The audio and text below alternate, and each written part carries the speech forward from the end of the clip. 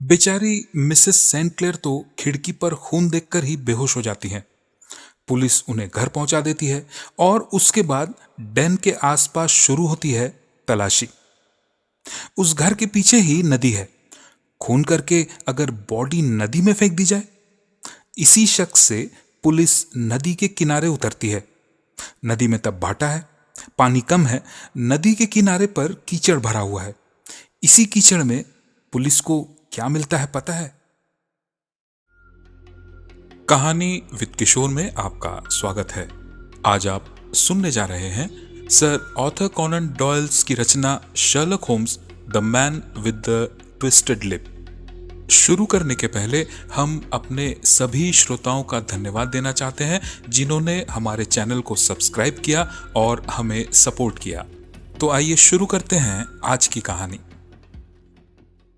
Late Alice Whitney DD, जो Saint George theological college के principal थे, अफीम के अत्यधिक आदी थे। ये आदत, जैसा कि मैं समझता हूं, उनके कॉलेज के दिनों की किसी मूर्खतापूर्ण सनक से शुरू हुई थी, क्योंकि उन्होंने डी क्विंसी के सपनों और संवेदनाओं का वर्णन पढ़ा था और इस प्रभाव को उत्पन्न करने के प्रयास में उन्होंने अपने तंबाकू को लॉडेनम में भिगो दिया था। उन्होंने पाया, जैसा कि और भी कई लोगों ने पाया है, कि इस अभ्यास को अपनाना छोड़ने से कहीं अधिक आसान है और कई वर्षों तक वो इस नशे के गुलाम बने रहे। और उन्हीं अभागों में से एक था मेरा दोस्त ईसा विटनी। ईसा ने अफीम का नशा शुरू किया था कॉलेज में रहते समय और इस नशे ने उसका दाम्पत्य और सामाजिक जीवन तहस नहस कर दिया था। जून महीने की एक रात थी। डिनर खत्म करके सोने जाऊंगा सोच ही रहा था, उसी समय दरवाजे की घंटी बज उठी। मेरी पत्नी परेशान हो गई। उफ, इतनी रात को पेशेंट! लोगों को क्या समय का भी अंदाजा नहीं है? लेकिन हमारे हाउसकीपर के साथ दरवाजे पर आगंतुक की जो बातचीत हुई है, उससे अंदाजा लग गया कि जो आए हैं वो कोई साधारण पेशेंट नहीं है। सीढ़ी से चढ़ते हुए तूफान की तरह हमारे कमरे में आई ईसा विटनी की पत्नी केट। क्या बात है केट, इतनी रात में? मुझे बचाओ, मेरा सर्वनाश हो गया है। अरे लेकिन हुआ क्या है? ईशा 2 दिन से घर नहीं लौटा है। मैं क्या करूं, कुछ समझ में नहीं आ रहा है। अंदर आओ, बैठो, पहले थोड़ा पानी पियो। अब बताओ क्या हुआ है। केट ने जो कहा वो मेरे लिए नया कुछ नहीं था। ईसा लगभग रोज ही ईस्ट लंदन के एक अफीम के अड्डे पर जाता था। पूरा दिन वहां नशा करके लड़खड़ाते हुए घर लौटता था शाम को। लेकिन 2 दिन पहले वो जो सुबह निकला तो फिर घर नहीं लौटा। अफीम के अड्डे को किसी भी हालत में सुरक्षित जगह कहा नहीं जा सकता। केट को शक था कि उसके पति के साथ जरूर कुछ बुरा हुआ है। मैरी को केट को संभालने के लिए कह के मैं घोड़ा गाड़ी लेके निकला ईस्ट लंदन के उस अफीम के अड्डे की तरफ। जगह ढूंढने में मुझे कोई दिक्कत नहीं हुई। अपर स्वैंडम लेन एक गंदी गली है जो नदी के उत्तर तट पर लंदन ब्रिज के पूर्व में स्थित ऊंचे गोदाम के पीछे छिपी हुई है। एक सस्ते कपड़ों की दुकान और एक शराब की दुकान के बीच एक खड़ी सीढ़ी से नीचे जाने पर एक काले गुफानुमा द्वार के पास मुझे वो कोठरी मिली जिसे मैं ढूंढ रहा था। मैं सीढ़ियों से नीचे उतर गया। दरवाजे के ऊपर टिमटिमाती तेल की बत्ती की रोशनी में मैंने कुंडी खोजी और भीतर चला गया। ये एक लंबा नीचा कमरा था जिसमें भूरी अफीम का धुआं भरा हुआ था और लकड़ी के बर्थ सजे हुए थे, जैसे किसी प्रवासी जहाज का अगला हिस्सा हो। धुंधली रोशनी में किसी किसी के शरीर की झलक मिलती थी जो विचित्र मुद्राओं में पड़े थे। झुके हुए कंधे, मुड़े हुए घुटने, पीछे की ओर झुके हुए सिर और कहीं कहीं कोई मुरझाई बुझी हुई आंखें नवागंतुक को ताकती थी। उनके बीच मैं अपने दोस्त को ढूंढ रहा था। उसी समय हाथ में अफीम की पाइप लेकर एक आदमी सामने आया। Sir, would you be interested? मैं वो सब करने नहीं आया। मेरा दोस्त ईसा विटनी यहाँ पर है, मैं उसे ही ढूंढने आया हूँ। उसका नाम लेते ही कमरे के एक कोने से मुझे ईसा के गले की पहचानी आवाज सुनाई दी। वॉटसन, तू यहाँ? तुझे ही ढूंढने आया हूँ। तू 2 दिन से घर नहीं लौटा है। तेरी पत्नी का सोच सोच के बुरा हाल है। 2 दिन? घर? आज कौन सा दिन है? शुक्रवार है। ओह, लेकिन मैं तो बुधवार। हाँ हाँ, समझ में आ गया। बहुत हुआ, अब उठ। उठ। उठो? मेरा हाथ, असल में मैं ठीक से। ईसा को पकड़कर मैं बर्थ के किनारे से निकालकर ले जाने लगा। अफीम की गंध से मेरा दम घुटा जा रहा था। उसी समय एक बर्थ से एक अफीमखोर ने कहा, 2 कदम आगे जाकर पीछे देखो। कौन? कौन? किसने किसने कही ये बात? अभी नहीं, 2 कदम आगे जाओ। जाओ जाओ। उसके बाद पलट कर देखो। तुम्हारे अच्छे के लिए ही कह रहा हूं। इतनी भयंकर थी वो गले की आवाज कि मैं आदेश उल्लंघन करने की बात सोच भी नहीं पाया। 2 कदम आगे बढ़ा, उसके बाद पीछे पलट कर देखा। जहां से गले की आवाज सुनी थी वहां पर एक बर्थ के ऊपर बैठा हुआ था शर्लॉक। धीरे धीरे धीरे, तुम तो सबका नशा तोड़ दोगे, लेकिन तुम यहां क्या कर रहे हो? तुम क्या अब कोकेन के साथ साथ अफीम का भी नशा करने लगा? नहीं नहीं नहीं नहीं, सब बताता हूं, लेकिन तुम अपने इस दोस्त को पहले रवाना करो। तुम्हारा कैरेज बाहर इंतजार कर रहा है ना? कोचवान को पता बताकर इसे भेज दो। डरने की जरूरत नहीं, जितना नशा इसने किया है, चलते कैरेज से उतरकर भाग नहीं पाएगा। शेरलॉक की बात को टालना मेरे लिए असंभव है। ईसा को कैरेज में बिठाकर देखा सीढ़ी से चढ़ के बाहर आ गया था शेरलॉक। इस बार लेकिन वो फिर से बहरूपिया सजा था। उसे देखकर कहना मुश्किल था कि ये बूढ़ा कुबड़ा असल में 6 फीट से भी लंबा एक आदमी है। हम दोनों चुपचाप पैदल चलने लगे। हमारी बात शुरू हुई अपर स्वैंडम लेन से निकलकर काफी आगे आने के बाद। शेरलॉक अपने शरीर को सीधा करके अपनी नकली मूछ दाढ़ी निकालते हुए मुझसे बोला, तुम मुझे उस अफीम के अड्डे पर देखकर जितना आश्चर्य हुए, मैं भी तुमको वहां देखकर उतना ही आश्चर्य हुआ वॉटसन। अरे मैं तो गया था अपने दोस्त को ढूंढने, और मैं दुश्मन को। दुश्मन? यस, संक्षेप में बताऊं, मैं एक अजब तहकीकात कर रहा हूं। उस अफीम के अड्डे में कुछ संदेहास्पद लोगों का आना जाना है।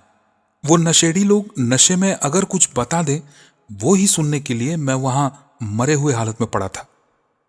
अगर वहां मुझे कोई पहचान लेता तो मुश्किल हो जाती। उस कमरे के पीछे एक गुप्त दरवाजा है जो नदी की तरफ खुलता है। उस दरवाजे से ही क्या आता जाता है वो मैं बहुत अच्छी तरीके से जान गया हूं। लाश, लाश वॉटसन। उस भयंकर कमरे में कितने ही जो खून हुए हैं इसका कोई हिसाब नहीं है। और मेरे क्लाइंट नेवेल सेंट क्लेयर उस कमरे में ही गए थे लेकिन निकले नहीं। इसीलिए मैं तहकीकात कर रहा हूं। रुको, मेरा कैरेज भी यहीं कहीं होगा। ये कहकर शेरलॉक ने हाथ उठाकर इशारा किया। हम जिस गली में थे उसके दूसरी ओर से कोहरे से ढकी अंधेरे गली से निकल कर आई एक घोड़ा गाड़ी। तो बोलो, मेरे साथ जाओगे क्या? अगर तुम्हारे किसी काम आ सका, चलो तब साथ में। भरोसेमंद साथी साथ में हो तो अच्छा ही होगा। और उसके अलावा तुम तो मेरे क्रॉनिकलर हो, ये सब नोट करके भी तो रखना पड़ेगा मेरी जीवनी के लिए। चलो, सीडर्स में मेरा कमरा डबल बेड वाला है। सीडर्स? हाँ, नेविल सेंट क्लेयर का घर वहीं पर है। तहकीकात पूरी होने तक मैं वहीं रुका हूं। तो वो घर कहाँ है? कैंट, यहां से 7 मील दूर। लेकिन मैं तो केस के संबंध में कुछ भी नहीं जानता। 7 मील की दूरी है वॉटसन, बहुत समय है। गाड़ी के कोचवान के हाथ में हाफ क्राउन देकर उससे शेरलॉक ने कहा, जॉन, आज और तुम्हारी जरूरत नहीं, तुम घर जाओ। कल सुबह 11 बजे आ जाना। ये कहकर शेरलॉक घोड़े की लगाम अपने हाथ में लेकर एक झटका दिया और हम बढ़ने लगे रात के अंधेरे में। हमारा कैरेज लंदन के परिचित गलियों से निकलकर आगे बढ़ा। आसपास का दृश्य बदलने लगा था। रास्ते के दोनों तरफ की रोशनी धीरे धीरे कम होने लगी। टिमटिमाने लगे तारे। शेरलॉक बिना कुछ बोले गहरी चिंता में डूबकर घोड़े की लगाम हाथ में पकड़कर बैठा रहा। कुछ मील तक इस तरह चलने के बाद वो मेरी तरफ देखा। सॉरी वॉटसन, तुम्हें सब कुछ बताऊंगा करके अब तक इंतजार कराया। मामला बहुत जटिल है ऐसा लग रहा है। असल में इसका ठीक उल्टा है। एब्सर्डली सिंपल। इतना सीधा है कि मैं फैसला ही नहीं कर पा रहा। तो फिर शुरू से ही शुरू करो। 1884 साल के मई के महीने में कैंट में नेविल सेंट क्लेयर नाम के इस इंसान का आविर्भाव हुआ। आदमी धनवान था। एक बड़ा बगीचे वाला मकान खरीदा कैंट के ली अंचल में। 3 साल बाद एक लोकल बिजनेसमैन की लड़की से शादी की। संतान भी हुआ, लड़का। आश्चर्य की बात यह है कि नेविल सेंट क्लेयर धनवान होने के बाद भी उसका पेशा क्या था ये कोई नहीं जानता था। बहुत से लोग अंदाजा लगाते थे कि वो शायद शेयर बाजार में ट्रेडिंग करते हैं, जबकि महाशय सोम से शुक्र लंदन आना जाना करते हैं। सुबह जाते हैं और शाम को 5:14 की ट्रेन से लौटते हैं। मिस्टर सेंट क्लेयर की उम्र अभी 37 है। कोई नशा नहीं करते, पत्नी और बेटे को बहुत प्यार करते हैं। बाजार में देना है 888 पाउंड, लेकिन बैंक अकाउंट में है 220 पाउंड। इसलिए समझ ही रहे हो, मतलब पूरी तरह अच्छा सभ्य आदमी। Exactly Watson. लेकिन अब पिछले सोमवार की घटना पर आता हूं। पिछले सोमवार मिस्टर सेंट क्लेयर सुबह थोड़ी जल्दी घर से निकलते हैं। निकलने के पहले अपने बेटे को कह के जाते हैं लंदन से उसके लिए एक खिलौना लेकर आएंगे, बिल्डिंग ब्लॉक्स। उनके निकलने के कुछ देर बाद उनकी पत्नी को एक टेलीग्राम मिलता है जिसमें लिखा होता है कि जिस पार्सल का वो इतने दिनों से इंतजार कर रही हैं वो उनके लिए एबरडीन शिपिंग कंपनी के ऑफिस में रखा है, जिसे वो आकर ले जाएं। तुम तो लंदन लगभग पहचानते हो। एबरडीन शिपिंग कंपनी का ऑफिस कहाँ है बताओ तो? Fresno street. एग्जैक्टली। और ये फ्रेजनो स्ट्रीट के पास की गली ही है अपर स्वैंडम लेन, जहां तुम्हारी और मेरी आज मुलाकात हुई। मिसेस सेंट क्लेयर लंच करके निकली लंदन की तरफ। शहर पहुंच के थोड़ी शॉपिंग की, अपना पार्सल कलेक्ट किया। उसके बाद फ्रेजनो स्ट्रीट से रेलवे स्टेशन की तरफ पैदल चलते चलते अपर स्वैंडम लेन से गुजरी 4:35 के आसपास। यहां तक समझने में कोई दिक्कत हुई क्या? नहीं, एकदम साफ है। ब्रिलियंट। अब याद करके देखो, पिछले सोमवार को काफी गर्मी थी। मिसेस सेंट क्लेयर टैक्सी ढूंढ रही थी। अपर स्वैंडम लेन अच्छी जगह नहीं है, ये तब तक वो समझ ही गई थी। इधर उधर देख रही थी टैक्सी के लिए। अचानक एक चीत्कार सुनकर वो आवाज की तरफ देखती हैं। ऊपर एक खुली हुई खिड़की में उनके पति का चेहरा। चेहरे पर आतंक का छाप साफ साफ दिखाई दिया था। हाथ हिलाकर उन्हें कुछ समझाने की कोशिश कर रहे थे और उसके तुरंत बाद नेविल सेंट क्लेयर का चेहरा खिड़की से गायब हो गया, जैसे उन्हें किसी ने अंदर से खींच लिया हो। इस बीच मिसेस क्लेयर ने गौर किया कि जो काला कोट वो पहन के निकले थे सुबह ली से, लेकिन गले की टाई या कॉलर दोनों ही नहीं थे। उसके बाद नेचुरली मिसेस सेंट क्लेयर दौड़ी, अंदर घुसी, सीढ़ी से फर्स्ट फ्लोर चढ़ने की कोशिश की। उसी सीढ़ी से जिससे आज तुम अंदर आए थे। लेकिन चढ़ने के पहले ही उनकी मुलाकात हुई उस डेन के मालिक के साथ। स्काउंडल कहीं का। वो और उसका एक कर्मचारी इनका रास्ता रोक देते हैं, किसी भी तरह अंदर नहीं जाने देंगे। मिसेस सेंट क्लेयर और कोई उपाय ना देखकर रास्ते के मोड़ पर खड़े हुए पुलिस कांस्टेबल को बुलाती हैं। दोनों मिलकर एक साथ घुसते हैं उस अफीम के डेन के अंदर। सीढ़ी से चढ़ के सामने ही जो कमरा था, उसके पास वाले कमरे की खिड़की से मिस्टर सेंट क्लेयर ने हाथ हिलाया था, लेकिन अंदर जाकर देखते हैं वहां एक गंदे से भिखारी के अलावा और कोई नहीं था। उस भिखारी और डेन के मालिक दोनों का ही यह कहना है कि कमरे में और कोई नहीं था, लेकिन कमरे की तलाशी लेने पर पुलिस को एक बक्सा मिलता है। बक्सा खोलते ही अंदर से निकलता है बिल्डिंग ब्लॉक्स, ठीक वैसा ही जैसा मिस्टर सेंट क्लेयर अपने बेटे के लिए लेकर आएंगे कहकर निकले थे। कमरे की पिछली खिड़की में कुछ खून के निशान मिलते हैं और कमरे के कोने में मिस्टर सेंट क्लेयर के सारे कपड़े भी मिलते हैं, सारे कपड़े, सिर्फ कोट को छोड़कर। अब आते हैं उस भिखारी की तरफ। उस आदमी को मैं पहचानता हूं। उसका नाम है ह्यू बून। विभत्स चेहरा, चेहरे पर एक लंबा कटा हुआ निशान माथे से होंठ तक। ये कटा हुआ भाग इस तरह जोड़ा गया था जिसके कारण उसके होंठ का एक भाग बाहर की तरफ निकला हुआ रहता है। पास ही थ्रेड नीडल स्ट्रीट के बाएं तरफ की दीवार पर एक छोटा सा एंगल है, तुमने ध्यान दिया होगा। वहीं पर बैठकर वो भीख मांगता है। एक तो इतना भयंकर चेहरा, उस पर नारंगी रंग के बाल। उस रास्ते से जाओगे तो वो भिखारी तुम्हारी नजर में जरूर आएगा। एक गंदी सी टोपी फुटपाथ पर अपने पास रख देता है और लोग उसमें ही पैसे डालकर जाते हैं। वो रात को उस अफीम के अड्डे पर रहता है। आदमी अपाहिज है, लंगड़ा कर चलता है।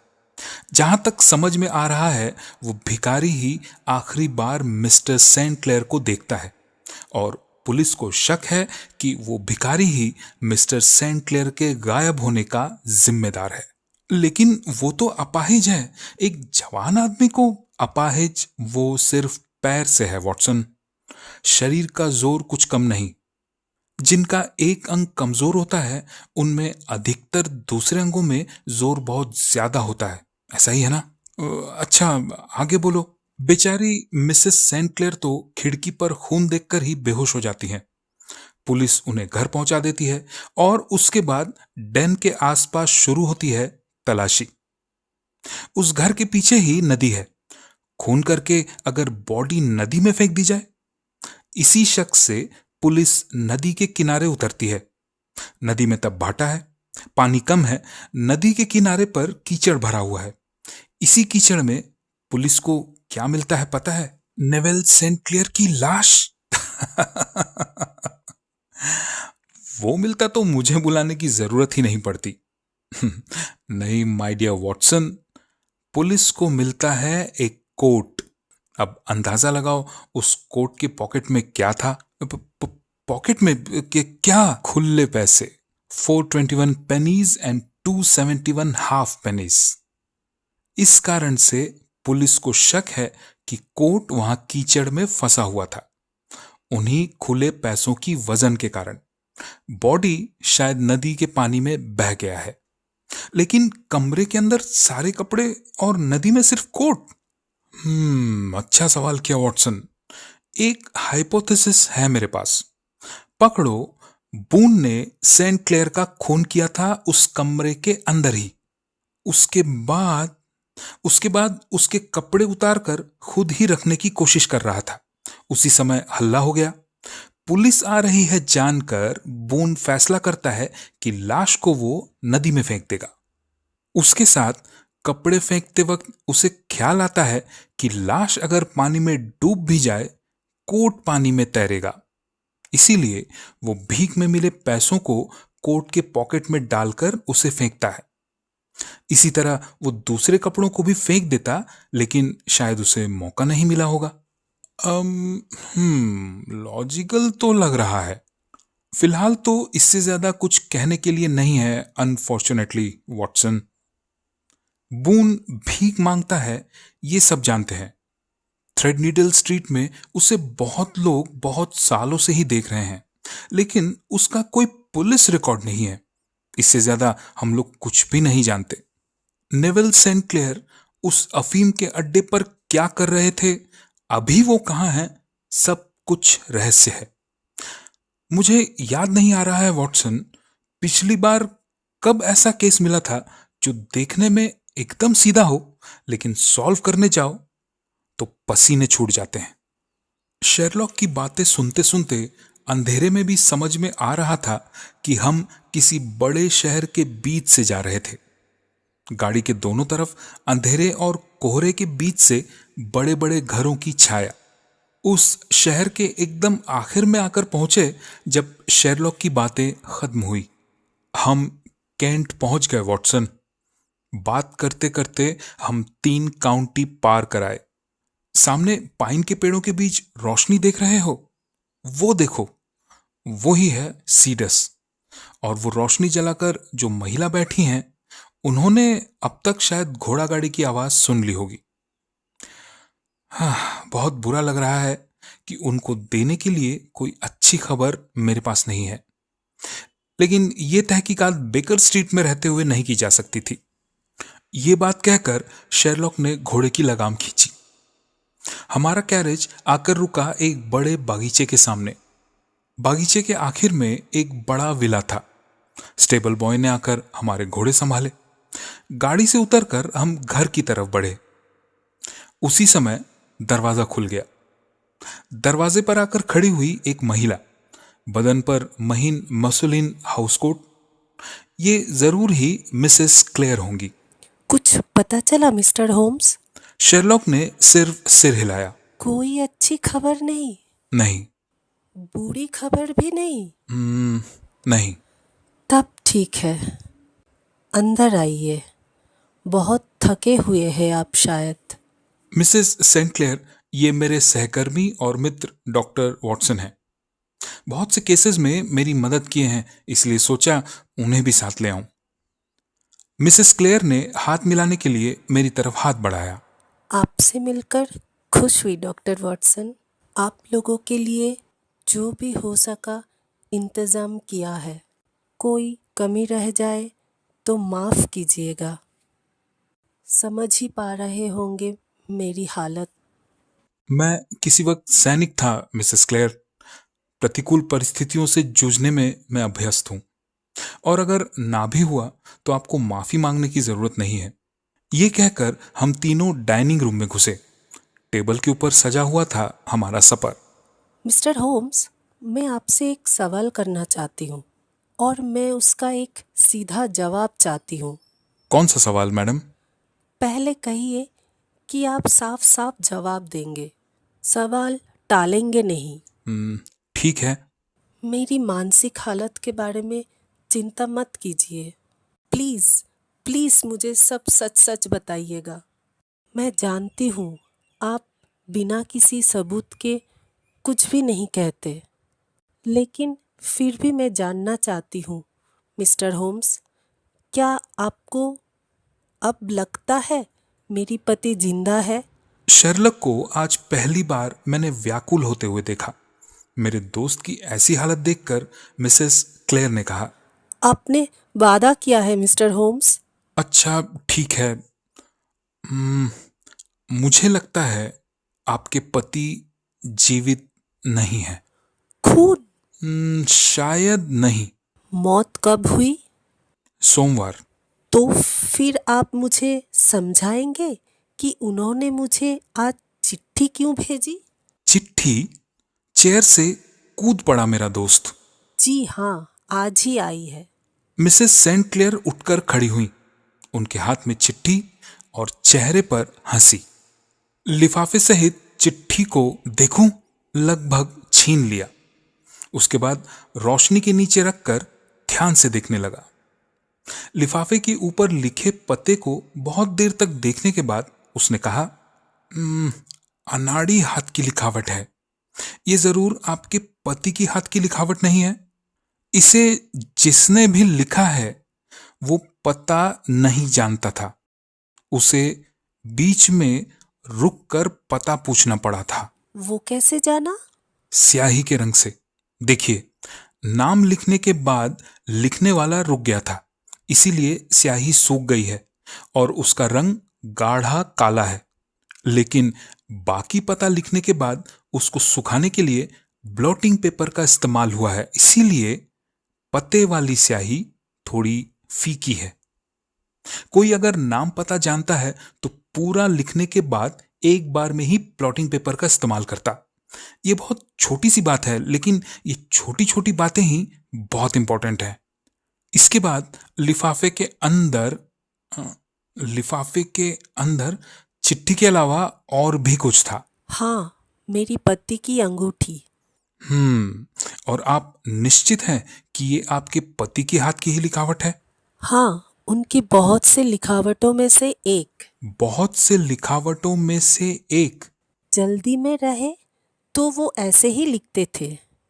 वैसे तो उनकी लिखावटें ऐसे नहीं है, लेकिन ये उनका ही लिखा हुआ है। इसे लेके मुझे कोई शक नहीं। हम्म क्या लिखा है देखें। डियरेस्ट, डरना नहीं, सब ठीक हो जाएगा। मुझसे एक बड़ी गलती हो गई है और उसे ठीक करने में मुझे कुछ समय लगेगा। इंतजार करना, मैं जल्दी ही लौट आऊंगा। पोस्ट किया गया है आज ग्रेवसेंड से। जिसने चिट्ठी पोस्ट की है उसके अंगूठे में गंदगी लगी थी। वो तंबाकू खाता है। सूंघ कर देखो वॉटसन, लिफाफे का वो भाग जिसे जीभ से चाटकर लिफाफा बंद किया जाता है, उससे अब भी तंबाकू की गंध साफ साफ आ रही है। मिसेस सेंट क्लेयर, ये आपके पति के हाथ की लिखावट है, आप एकदम श्योर हैं? मेरे मन में कोई संदेह नहीं है मिस्टर होम्स।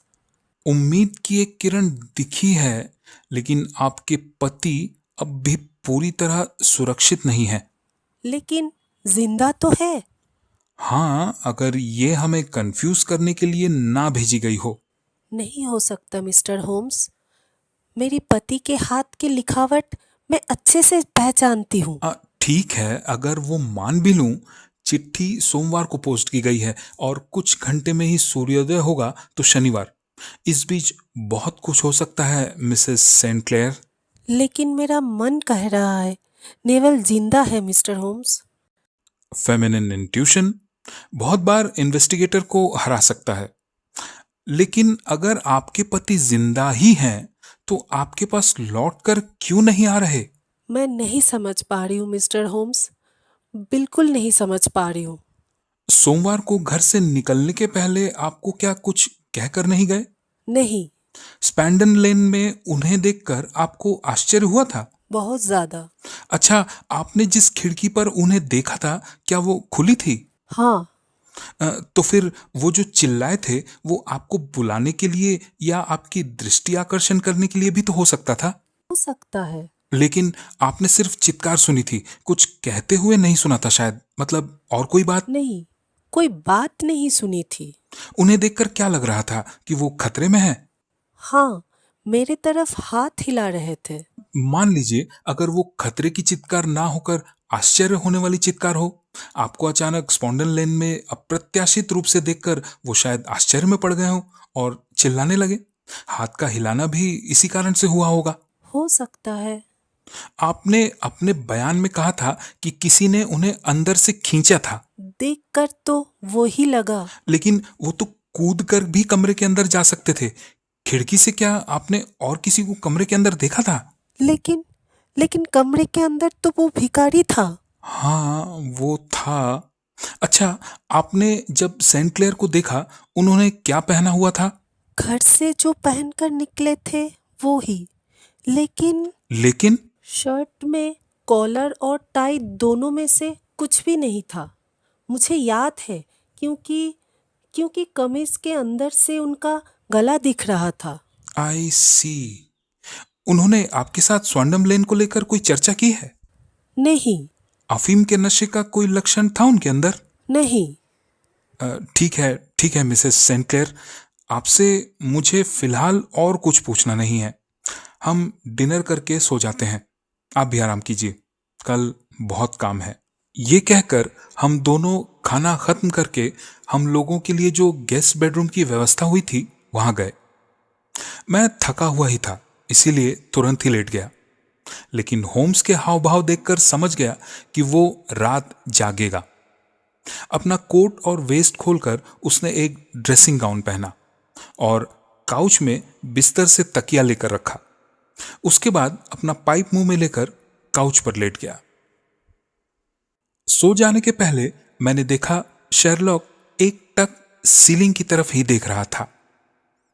उसके पाइप से नीला धुआं निकल रहा था। अचानक नींद खुलते ही देखा सुबह की रोशनी मेरे चेहरे पर आकर गिरी। शेरलॉक तब भी एकटक सीलिंग की तरफ ही देख रहा था। उसके अलावा कमरे में बस एक परिवर्तन हुआ था। पूरा कमरा पाइप के धुएं से भरा हुआ था। नींद पूरी हुई वॉटसन? हाँ, बोलो, निकलोगे क्या एक मॉर्निंग ड्राइव के लिए? Morning drive? हाँ हाँ, जरूर। तो फटाफट तैयार हो जाओ। घर पर किसी की नींद नहीं खुली, लेकिन स्टेबल बॉय कहाँ सोता है वो मुझे पता है। तुम्हारे तैयार होने तक मैं कैरेज बाहर निकलवा लेता हूं। घड़ी की तरफ देखकर समझा क्यों किसी की नींद नहीं खुली थी। अभी सुबह के 4 बजे थे। बाथरूम से तैयार होकर निकलकर देखा होम्स मेरे लिए काउच में बैठकर इंतजार कर रहा है। गाड़ी रेडी हो रही है। लेकिन इतनी सुबह सुबह हम कहाँ जा रहे हैं? मेरी एक थ्योरी है, जरा अप्लाई करके देखना चाहता हूं वॉटसन। मुझे लगता है इस रहस्य की चाबी मुझे मिल गई है। तो कहाँ मिली चाबी? बाथरूम में। बात मतलब? हाँ, मजाक नहीं। आज सुबह बाथरूम जाकर मुझे चाबी मिल गई और फिलहाल वो मेरे इस बैग में है। अब चलो जाकर देखते हैं ताला इस चाबी से खुलता है या नहीं। तुरंत ही हमने सीढ़ी से उतरकर बाहर जाकर देखा हमारा कैरेज रेडी था। मेरे उठकर बैठते ही होम्स ने लगाम खींचा और हमारी गाड़ी निकल पड़ी लंदन की तरफ। सुबह के खाली रास्तों पर लंदन पहुंचने में ज्यादा समय नहीं लगा। हम लोग जब शहर में घुसे, लोग तभी आंखें मलते हुए बिस्तर से उठ रहे होंगे। वाटर ब्लू ब्रिज पार करके हम पहुंचे बोव स्ट्रीट में। बोव स्ट्रीट थाने के बाहर शेरलॉक ने कैरेज रोकी। थाने के सभी लोग शेरलॉक को पहचानते हैं, इसलिए कोई समस्या नहीं हुई। थाने के 2 कांस्टेबल आकर घोड़ा संभाले। कैरेज से उतरकर उनमें से ही एक को होम्स ने पूछा, ड्यूटी पर कौन है? Inspector bread street sir. कहते कहते ही ब्रेड स्ट्रीट थाने से बाहर आ गए। ओह, गुड मॉर्निंग मिस्टर होम्स, आइए आइए। अरे, ये तो ब्रेड स्ट्रीट है। सुनो, तुमसे एक चर्चा करनी है प्राइवेट में। ओह, जरूर जरूर, आइए आइए। अंदर आइए अंदर आइए। हम दोनों ब्रेड स्ट्रीट के साथ उसके कैबिन में जाकर बैठे। छोटा सा कैबिन, ऑफिस की तरह। बीच में एक डेस्क के ऊपर एक मोटा सा नोटबुक है। दीवार पर लटका हुआ है एक टेलीफोन। हमें बैठने का इशारा करते हुए ब्रेड स्ट्रीट खुद बैठते हुए बोले, बोलिए मिस्टर होम्स, क्या मदद कर सकता हूं आपकी? अच्छा, वो नेविल सेंट क्लेयर केस में आप लोगों ने जिस भिखारी को पकड़ा था, बून, वो क्या अब भी आपके पास है? हाँ, लॉकअप में है। क्यों, बोलिए तो। मैंने यही सोचा था। तो उसकी क्या हालत है? ऐसे तो ठीक ही है, हल्ला नहीं कर रहा, लेकिन बहुत गंदा है। गंदा? हाँ, किसी तरह हाथ धुलवाया गया है। चेहरा तो किसी तरह नहीं धोएगा। वैसी गंदे काले चेहरे के साथ सेल में बैठा हुआ है। उसे कोर्ट में पेश करूं तो जान बचे। सजा हो गई तो जेल में घुसते समय ही वो लोग उसे नहला देंगे। अच्छा, उससे मुलाकात हो सकती है? हाँ हाँ, बिल्कुल।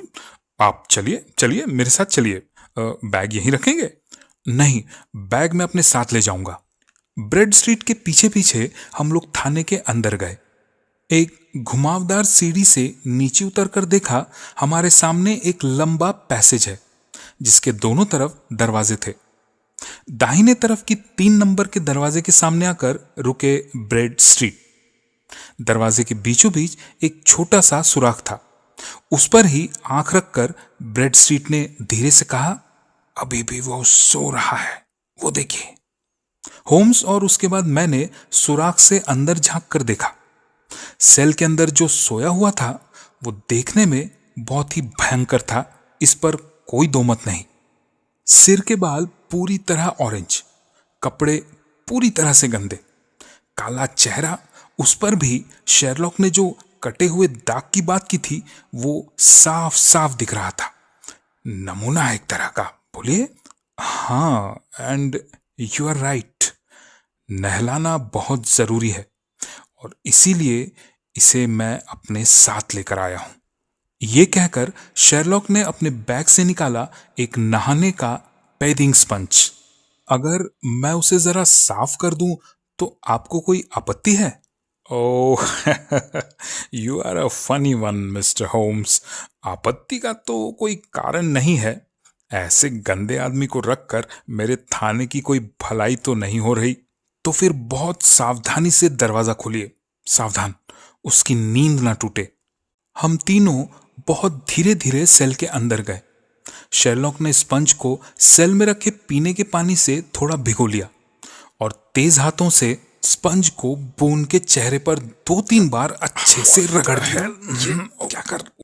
इसके बाद जो हुआ उसके लिए हम में से कोई भी तैयार नहीं था।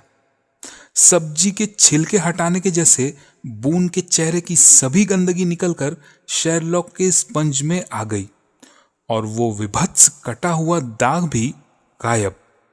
उसके बाद एक झटके से उसके ऑरेंज बालों की विग को खींचा और दिखे उसके असली काले बाल। सेल के बिस्तर पर भौचक्का होकर बैठे हुए जो महाशय हमारी तरफ देख रहे थे वो एक कम उम्र के फिरंगी सभ्य आदमी थे। जेंटलमैन, परिचय करा दूं, ये हैं कैंट निवासी mister Neville Saint Clair. Good lord, ये तो वो ही लापता आदमी है। हक्के बक्के बैठे उन महाशय ने अब मुंह खोला। किस अपराध में आपने मुझे बंदी बनाया है, मैं क्या जान सकता हूं inspector? Certainly mister Neville Saint Clair के ओह, अब तो ये भी नहीं कहा जा सकता। कोई खुद को कैसे किडनैप करेगा? 27 साल से पुलिस में हूं, ऐसा केस कभी नहीं देखा। मैं ही नेविल सेंट क्लेयर हूं इंस्पेक्टर, और देख ही पा रहे हैं ना तो मेरा खून हुआ है और ना ही मेरा किडनैप हुआ है, इसलिए मुझे यहां रखने का आपको कोई अधिकार नहीं है। खून नहीं हुआ, किडनैप भी नहीं हुआ, लेकिन एक बहुत बड़ी गलती कर दी मिस्टर नेविल सेंट क्लेयर। अपनी पत्नी पर थोड़ा और विश्वास कर ही सकते थे। अब जाकर नेविल सेंट क्लेयर के चेहरे पर आवेग की परछाई दिखी। मेरी पत्नी नहीं, मैं सोच रहा था अपने बेटे की बात। बेटे को जब पता चलेगा कि उसका बाप क्या करता है, तब उसे मैं कैसे अपना चेहरा दिखाऊंगा? अब तो ये घटना हर कोई जान जाएगा। हे भगवान, समाज में मैं क्या मुंह दिखाऊंगा? शर्लॉक उसके पास बैठा। उसके बाद उसके कंधे पर हाथ रखकर धीरे से बोला, मामला अगर कोर्ट में गया तो लोगों को पता चलेगा, लेकिन आप यदि इंस्पेक्टर ब्रेड स्ट्रीट को सारी बातें खुलकर बताएंगे तब शायद ऐसी व्यवस्था की जा सकेगी जिससे ये बात कोर्ट तक ना जा पाए। इंस्पेक्टर सिर्फ अपने सीनियर को एक रिपोर्ट देकर बता देंगे कि कोई अपराध नहीं हुआ, बस। God bless you. यह अपमान सहने से अच्छा बाकी जीवन में जेल में ही काट दूं। नेविल सेंट क्लेयर को देखकर लग रहा था कि वो अब बहुत सा हल्का महसूस कर रहे हैं। सेल में बैठे बैठे ही उन्होंने हमें कहना शुरू की अपने जीवन की कहानी। मेरे पिता चेस्टरफील्ड के स्कूल मास्टर थे। बचपन में पढ़ाई लिखाई के साथ साथ मैंने नाटक भी सीखा, वहीं चेस्टरफील्ड में ही। पढ़ाई खत्म करके मैं लंदन आ गया। समाचार पत्र में रिपोर्टर के हिसाब से काम शुरू किया। एक दिन मेरे एडिटर ने मुझसे कहा, लंदन में भिखारियों पर एक रिपोर्ट तैयार करो। मैंने उनसे कहा, अगर मैं लंदन में भिखारी बन के घूमूं तब मुझे भिखारियों के बारे में तथ्य जानने में और भी सुविधा होगी। मेकअप करना तो मैंने बचपन में ही सीखा था। इसी तरह जन्म हुआ बून का। उस दिन 7 घंटे में बूंद सचकर रास्ते के किनारे पर बैठा रहा और दिन के आखिरी में देखा मेरे हाथ में आ गए थे 26 सीलिंग्स और 8 पेनीज। कुछ दिन बाद मेरे एक दोस्त ने 25 पाउंड उधार लिया था और बिना चुकाए भाग गया। मैं उसका गारंटर था, इसलिए लेनदारों ने मुझे पकड़ा। मैं क्या करूंगा समझ नहीं पा रहा था। उसी समय मेरे दिमाग में एक बात खिल गई। मैंने लेनदारों से 2 हफ्ते का समय ले लिया और ऑफिस से छुट्टी ले ली और बूंद सच कर लंदन के रास्ते पर भीख मांगना शुरू कर दिया। आप विश्वास नहीं करेंगे, 10 दिन में ही 25 पाउंड जुगाड़ कर लिया मैंने। उसके बाद और नौकरी कैसे करता? भीख मांग कर ही हफ्ते में 12 पाउंड और पगार महीने के 2 पाउंड। अपने आत्मसम्मान का विसर्जन करके मैं पेशेवर भिखारी बन गया। एकमात्र वो अफीम के अड्डे का मालिक ही मेरा परिचय जानता था। पिछले सोमवार काम खत्म करके अफीम के अड्डे में कपड़े बदल रहा था। उसी समय खिड़की से देखा, मेरी पत्नी रास्ते से पैदल जाते जाते वो सीधे मेरी तरफ देख रही है। डर के मारे मेरी चीख निकल गई। अपना चेहरा छुपा लिया। उसके बाद दौड़कर मालिक से कहा, जो भी हो किसी को अंदर आने मत दे।